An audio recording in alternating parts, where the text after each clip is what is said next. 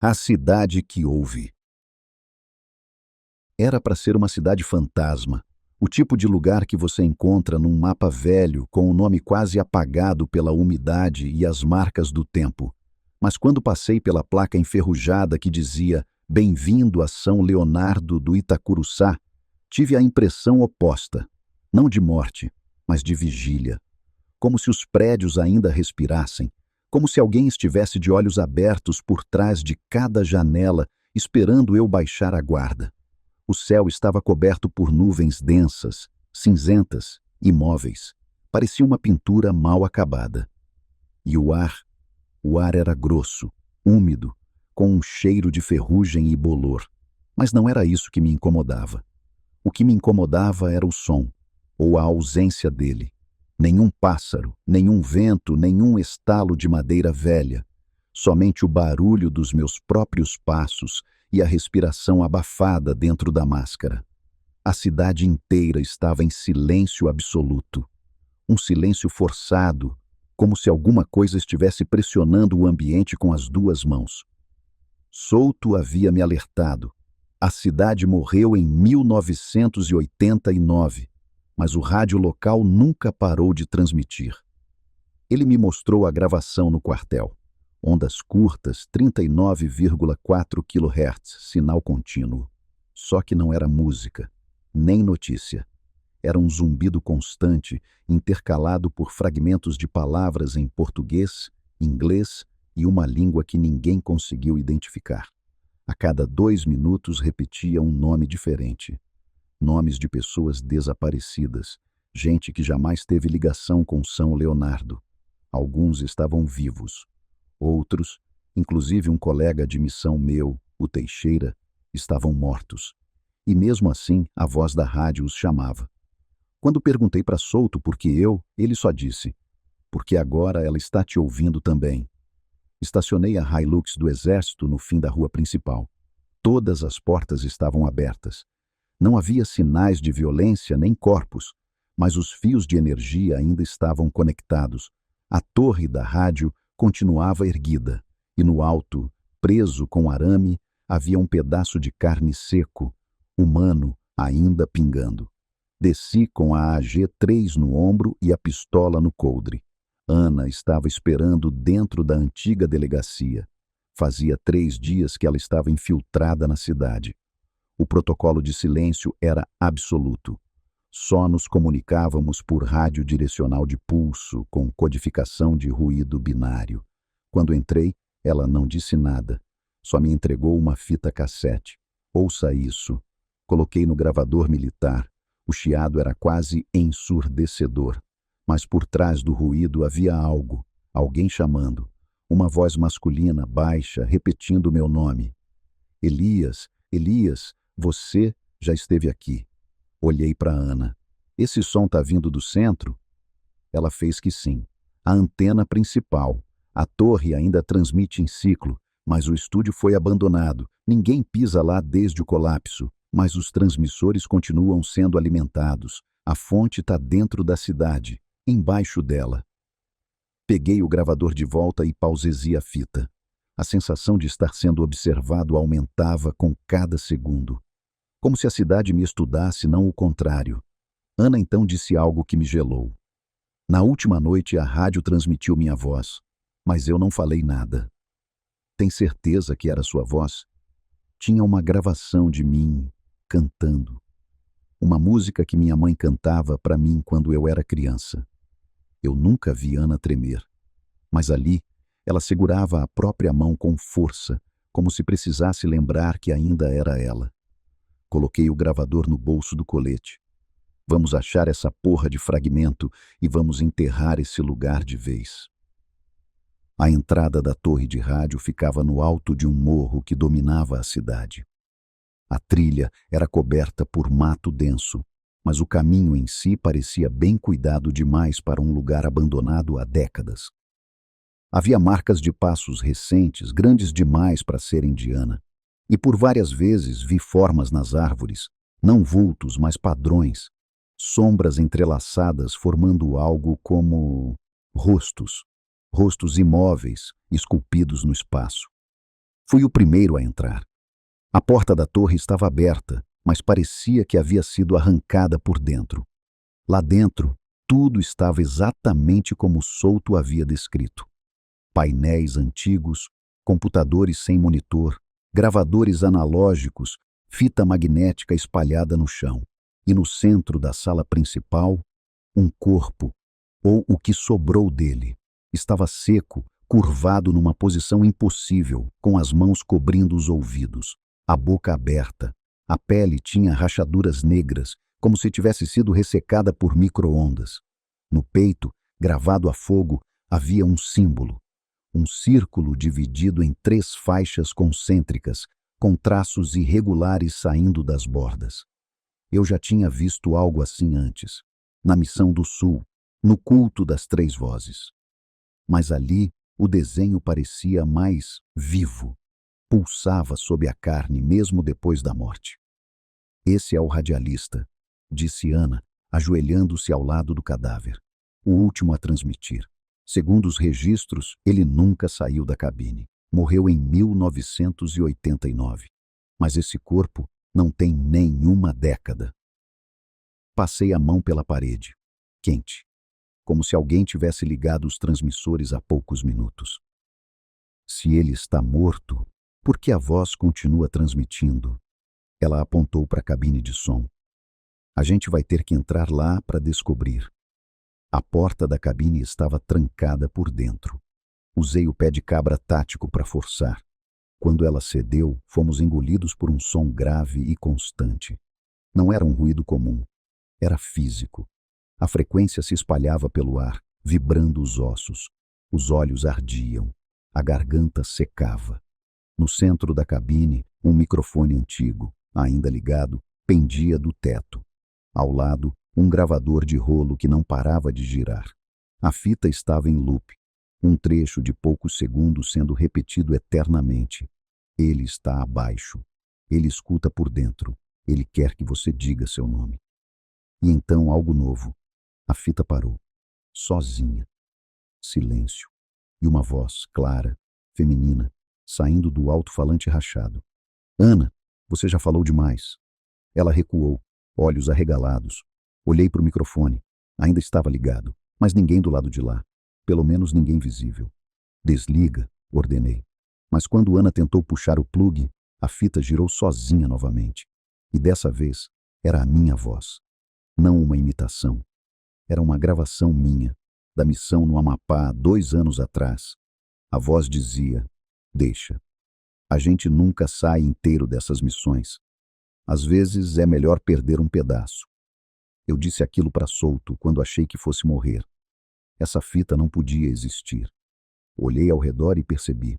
A cabine não era só uma cabine, era um coletor. Aquilo captava vozes, memórias e devolvia do jeito que queria. A torre toda era um ouvido. E agora ela escutava a gente. Vamos sair, disse. Mas a maldita porta estava fechada de novo, trancada. Do lado de fora, e de algum lugar acima, no teto da cabine, começamos a ouvir passos, lentos, raspando o metal, como se alguém andasse de 4 arrastando as unhas. Mas a torre tinha 2 andares, e ninguém mais estava lá. Ana tentou forçar a porta, mas o trinco parecia soldado pelo lado de fora. Eu me afastei do centro da cabine, tateando a parede, procurando qualquer fresta, duto ou ponto de fragilidade. A frequência voltara a vibrar no ar, mas agora não era mais uniforme. Era ritmada, como uma respiração. Havia algo respirando junto com a torre. Os passos no teto cessaram de repente. Em seguida, escutamos um clique metálico vindo do rádio. O canal se abriu sozinho. Voz masculina, raspada, familiar demais. Elias. Era meu pai. Ou a voz dele. Não hesitei. Dei 3 passos e chutei o microfone com toda a força. Ele voou contra o gravador, quebrando parte da carcaça. A fita se desenrolou como um intestino metálico, mas o som continuou. Não vinha mais da fita. Vinha da torre em si. Ela não transmitia mais. Agora ela falava e queria que a gente respondesse. Tem outro andar, disse Ana, apontando para o teto de chapa, onde os sons tinham começado. Subi numa cadeira quebrada e empurrei com o cano do fuzil. A chapa cedeu. Um vão estreito revelava o andar técnico acima, onde os cabos e transmissores se ligavam às antenas. Um calor seco escapava de lá, como o bafo de um forno. Subi primeiro. Mal passei os ombros e senti a diferença no ar. Havia eletricidade flutuando, invisível, mas me cortando em microchoques. No centro do espaço havia uma estrutura improvisada feita de caixas de som abertas, fios pendurados e espelhos. Espelhos pequenos, colados em todas as paredes e voltados para um único ponto. Um gravador de fita, antigo, mas ainda funcionando, embora não estivesse ligado a nenhuma fonte. E sentado diante dele, havia um homem, nu, pele pálida, corpo emaciado, como um cadáver em pé. Mas ele respirava. Os olhos estavam cobertos por fita preta e a boca costurada com linha grossa, como se alguém tivesse tentado silenciar a fonte. No peito dele, uma marca incandescente, o mesmo símbolo do radialista. Quando me aproximei, ele se moveu, não em pânico, nem agressivo, apenas ergueu a cabeça e escutou, como se reconhecesse meu som, e então algo impossível aconteceu. A fita começou a girar, e da boca costurada saiu um sussurro, baixíssimo. Ajuda. Senti um arrepio instantâneo. A voz vinha de dentro da carne. Ana surgiu logo atrás. Viu o homem e sussurrou. Ele era o estagiário da rádio. Desapareceu antes do colapso. Eu me ajoelhei diante dele, mantendo a arma apontada. Mas não disparei. Aquilo era um fragmento humano. E por alguma razão estava servindo como condutor. Você está preso ao fragmento? Perguntei. Nada. A fita girou mais rápido, o som se intensificou e os espelhos começaram a vibrar. Um por um, racharam. E quando o último quebrou, a voz gritou, não com os lábios, mas de dentro da parede. Você me deu ouvidos, agora me dê sua voz. O homem explodiu num jato de sangue denso e negro. Fragmentos de osso e dentes voaram nas paredes. A cabine sacudiu. Gritei para Ana, descer! Mas já era tarde. Os alto-falantes espalhados pela torre ganharam vida. Todos ao mesmo tempo. E todos gritavam apenas uma palavra. Elias! A descida foi um borrão de som e metal. Escorregamos pela escada técnica e invadimos a sala de controle novamente, agora tomada por uma pressão invisível que vibrava os ossos como se estivéssemos dentro de um tambor gigante. Cada alto-falante da torre gritava em uníssono, não apenas meu nome, mas frases que só eu conhecia. Palavras que jamais saíram da minha boca em voz alta. Você devia ter morrido no Acre. Ela não é quem você pensa. Solto-mente desde a primeira missão. Meus tímpanos latejavam, o nariz sangrava. Ana puxava minha manga apontando para a saída. A porta da torre, antes trancada, agora estava aberta. Mas o que esperava lá fora não era o mesmo mundo. A cidade havia mudado. As casas estavam no mesmo lugar, mas deformadas, como se tivessem sido ouvidas e reconstruídas com base em uma lembrança falha. Telhados tortos, janelas duplicadas, postes inclinados como ossos deslocados. E o céu não era mais cinza. Estava vermelho, um tom ferrugem, com nuvens que pareciam pulsar como tecido vivo. Ana tremia, mas não recuava. O centro de transmissão não é a torre, ela só espalha. A origem é subterrânea. Você tem certeza? O homem lá em cima falou antes de explodir. Você me deu ouvidos. Agora me dê sua voz. Isso é sobre ressonância, sobre abrir a boca e ser um canal. Ela me mostrou algo que havia pegado no andar de cima, um gravador de fita minúsculo, portátil. Na parte de trás, colado com fita adesiva, havia um pedaço de tecido coberto de símbolos. Um deles brilhava em vermelho, o mesmo que vimos nos outros corpos. Era um fragmento parcial, um pedaço do original. E mesmo assim, ele emitia um zumbido constante, como se ainda estivesse se comunicando com algo. Temos que ir até a antiga estação subterrânea, disse Ana. Ela foi fechada em 1989, mas as linhas ainda existem e estão ativas. Fomos a pé. O caminho até a entrada do túnel era cercado por carros abandonados, bonecos de loja derretidos pelo tempo e cartazes de campanhas eleitorais com rostos rasgados. Chegamos à entrada do antigo metrô de São Leonardo. Os portões estavam entreabertos, cobertos por cipós e marcas de garras. E ali, junto ao corrimão de ferro, havia algo impossível. Um corpo pendurado por fios de microfone. Era solto, ou algo com a cara dele, mas o rosto estava errado. A boca era larga demais, os olhos muito fundos, e quando nos aproximamos, ele abriu a boca e falou com a minha voz. Eu preciso que você me escute, Elias.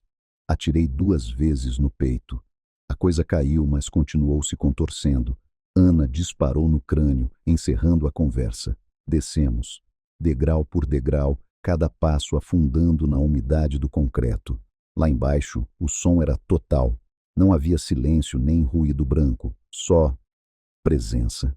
Sons de fundo, risadas infantis, choros abafados, cânticos em idiomas mortos, abaixo de tudo batidas rítmicas, como um coração ou um tambor cerimonial. Caminhamos pelos trilhos até encontrar a antiga sala de manutenção, agora transformada em altar. Havia velas derretidas em cada canto, alto-falantes de tamanhos diversos formando um círculo ao redor de uma fenda no chão. No centro, um tripé com um gravador de rolo, o mesmo modelo da torre, mas maior, vivo. A fita girava sozinha. E a voz que saía dali não pertencia a nenhum humano.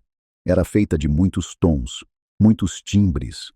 Ela dizia: a voz é o início, o som é o sangue, deem-me o grito. A presença no centro da sala era insuportável. O ar tremia em ondas não como calor, mas como linguagem. Vibrações que ultrapassavam o ouvido e passavam direto para a espinha. Cada batida do gravador fazia o sangue no meu rosto parecer pulsar por fora da pele. Ana tirou do bolso um dispositivo enviado por Souto, um tipo de microfonia reversa experimental criado para desestabilizar entidades baseadas em frequência. Um cilindro prateado com antenas curtas, que vibrava em pulsos silenciosos. Se o núcleo está aqui, isso deve bagunçar a simetria sonora dele, disse ela. Mas antes que ela ativasse o aparelho, algo emergiu da fenda no chão. Primeiro veio o som, um eco de muitas bocas, todas repetindo frases como se estivessem tentando aprender a falar. Depois, surgiu a forma. Uma massa negra composta por cabos, dentes e fragmentos de aparelhos de som. No topo, uma cabeça giratória com bocas em cada lado, cada uma com uma língua diferente. Não andava, se arrastava. Rápido. Elias Ferreira não hesita. Abaixei o corpo e disparei com a AG-3. Os tiros penetraram a carne, mas não havia sangue. Só som. Explosões de ruído grave, como se cada ferida abrisse um alto-falante invisível. A criatura gritou, e o grito nos acertou como uma marreta sonora. Fui arremessado contra a parede. Ana caiu de joelhos com as mãos pressionando os ouvidos. A parede atrás de mim rachou. O som fazia isso. Corrompia a matéria. A coisa se contorceu e avançou. Não havia como fugir. Levantei com o ombro fora do lugar, agarrei uma das caixas do círculo ritual e joguei contra a fenda. A vibração diminuiu. Não porque a criatura se feriu, mas porque ficou curiosa. Ela aprende com o som, murmurei. É isso. Ela não ouve. Ela interpreta. Ana ativou o dispositivo. Um pulso silencioso percorreu a sala. A criatura congelou. Depois, emitiu um som diferente. Um choro, vindo de dentro. Não dela, de alguém. A criatura abriu uma das bocas laterais e de lá caiu uma cabeça humana, ainda viva. Os olhos piscavam. Era o técnico de rádio desaparecido em 1991. Preso, fundido ao corpo da entidade. E atrás dele vinham mais. Cabeças, línguas, mãos. Um corpo dentro de um corpo. A coisa era feita de vozes que ela tinha comido. Eu disparei de novo mirando no núcleo da massa, onde a fita do gravador flutuava. Um único tiro bastou. A fita explodiu em faíscas e a criatura se partiu em ruído. Literalmente. Desfez-se em ondas que estouravam no ar como granadas sonoras. Mas nem tudo desapareceu. A fenda continuava vibrando e, no fundo, um brilho, vermelho e pulsante, revelava o verdadeiro fragmento. Ainda estava ali, vivo, e nos chamava com um som que não vinha dos alto-falantes nem do gravador, mas de dentro da gente. O fragmento estava nu, pulsando dentro da fenda como um órgão exposto, de carne e metal, como se fosse um osso do universo, suando som puro. Eu sentia ele vibrar dentro do meu crânio, alterando o ritmo da minha respiração, confundindo o meu equilíbrio. Ana tentava manter os olhos fixos, mas o brilho parecia hipnótico. A sensação era de que, se escutássemos por tempo suficiente, ele começaria a falar com a nossa própria voz. "Temos que selar isso", disse ela, "antes que ele aprenda a sair." Tirei do colete o item que Souto havia enviado em caso de manifestação dimensional de nível 3. Um cilindro de contenção sonora, ativado por impacto e calibrado com cantos ritualísticos da tribo Krahô. Um presente raro. Uma só chance. "Você faz a distração", falei. "Eu jogo." Ana pegou o gravador portátil e começou a tocar a gravação da torre, a que repetia meu nome. Mas o fez ao contrário. O som invertido confundiu o fragmento. Ele reagiu como um animal cego. Começou a vibrar fora de ritmo. As paredes estremeceram, o chão tremeu. Sons de gritos de outras vozes, não as nossas, tomaram o espaço. Vozes de outros caçadores, de crianças, de padres, de mães, de si próprios. Corri. Lancei o cilindro direto no núcleo da vibração. Um segundo de silêncio absoluto. Depois, uma implosão sonora. Tudo foi sugado para dentro. O ruído, os alto-falantes, o cheiro metálico do ar. O fragmento gritou. Mas o som não saiu. Ele foi comido pelo próprio silêncio. Quando abri os olhos, só restava a fenda. Selada. O chão havia colapsado, cobrindo a entrada com entulho e sangue seco. E no centro, onde o fragmento havia pulsado, havia agora um símbolo marcado no chão. O mesmo círculo com traços concêntricos, mas dessa vez invertido. Como se o ritual tivesse revertido sua direção. Como se agora ele escutasse para dentro. Ana estava deitada, inconsciente, com os ouvidos sangrando. Eu me ajoelhei, toquei seu pescoço. Viva, fraca, mas viva. Na beirada da sala, um rádio portátil chiava. Liguei.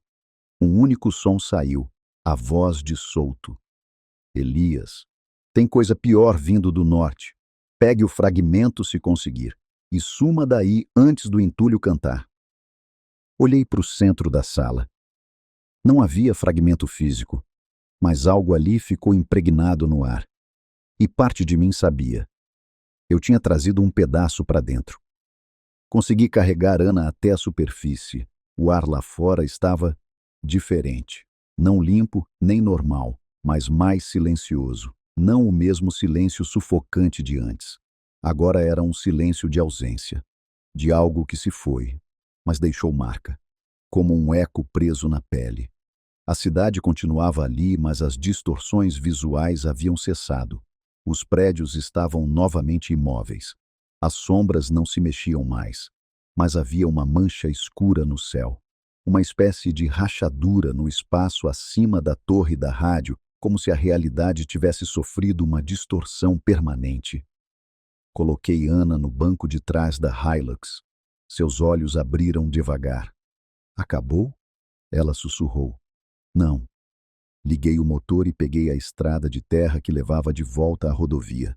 A torre ficou para trás, mas o som não saiu de mim. Ainda ouço ele às vezes no fundo dos meus pensamentos, como se alguém escutasse tudo o que eu penso e tentasse repetir com uma entonação errada. Quando encostei no posto de comando improvisado, Souto estava esperando. Ele me olhou e disse: "Tem uma coisa que você precisa saber. Aquela cidade Foi construída sobre um solo ritualístico. 100 anos atrás, era território de uma seita que acreditava que Deus não falava, ele escutava, e que para se aproximar dele era preciso aprender a se tornar som. Eles conseguiram? Conseguiram tanto que sumiram da existência, mas o fragmento ficou. Souto me entregou um envelope lacrado. Dentro, uma fotografia em preto e branco de uma mulher jovem com um rádio colado ao peito. Seus olhos eram iguais aos de Ana. Ela era da cidade. Era sua avó. Mostrei a foto para Ana. Ela não disse nada, mas lágrimas escorreram sem som. O fragmento havia escolhido ela também. E agora estávamos ligados por algo maior. Antes de partir, fui até a traseira do carro e abri a mochila de contenção. Dentro, o cilindro ritual estava rachado, vazando um brilho leve. O fragmento tinha resistido e agora estava comigo. Voltei à estrada antes do amanhecer. No rádio, uma nova estação começou a chiar. Não tocava música, só um som contínuo. E no fundo, sussurrando baixo, a mesma frase de sempre: Elias, Elias, Elias.